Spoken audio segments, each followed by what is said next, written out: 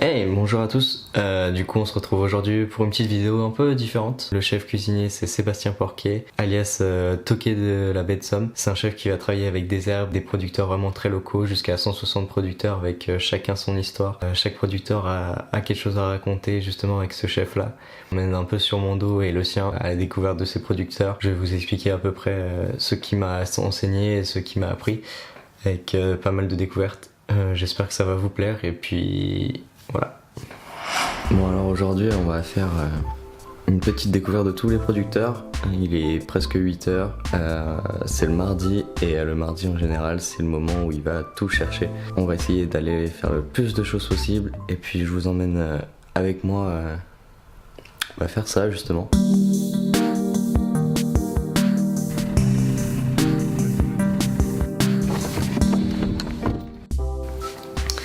Et du coup cette cueillette ça donne pas mal de choses. On a commencé justement par la cueillette dans la baie de Somme.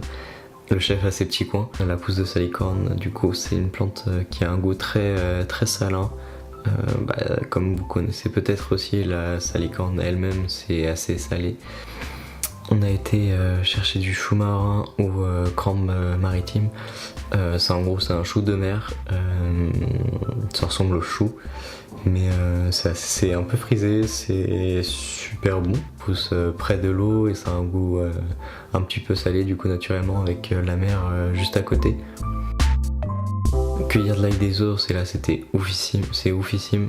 L'ail des ours c'est une plante qu'on trouve super rapidement là où on a été. Et ça a un goût médaille surpuissant. C'est super bon, c'est très fort. Il y a plein de plantes comme ça avec lesquelles il travaille. Que ce soit, il y a plein de plantes différentes, plein de saisonnalités différentes. Le chef va travailler justement avec les fleurs qui sortent du moment.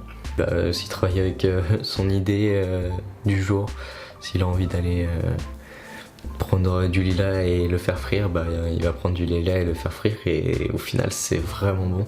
C'est plutôt cool d'oser et c'est ce qui fait la force de sa cuisine en fait. Et la menthe elle est là. Regarde, en fait t'as une partie qui est sous-marine, mais par contre tu vois c'est des potes graves. Du coup après côté producteur on a été voir, c'est des champignons bio. En fait les champignons ça pousse sur plusieurs étages et dans les grands hangars il y a 9 étages.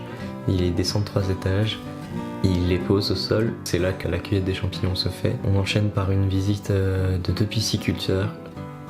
Il y en a une de truite, la truite qui est du coup vraiment juste à côté aussi, et l'omble chevalier qui est une autre pisciculture vraiment à côté. Du coup l'omble chevalier a été fileté. Le principe est simple, récupérer le plus beau filet. C'est tout simple, il y a juste à laisser aller, il faut avoir un couteau bien aiguisé. Et après tout ce qui est arrêté tête, vous pouvez l'utiliser pour du fumet, pour votre soupe de poisson aussi. Ça va donner du goût. Le but c'est de rien jeter non plus. Au restaurant ils font leur fumée, ils font leur fond eux-mêmes. Après ça du coup c'est un petit tour à la conserverie très rapide. Ils font les rillettes, des soupes de poisson, ils font pas mal de choses. Et du coup la journée se termine, on rentre le coffre plein. Avec une odeur médaille énorme dans la voiture. On décharge, on trie et là la magie de la cuisine s'occupera du reste demain.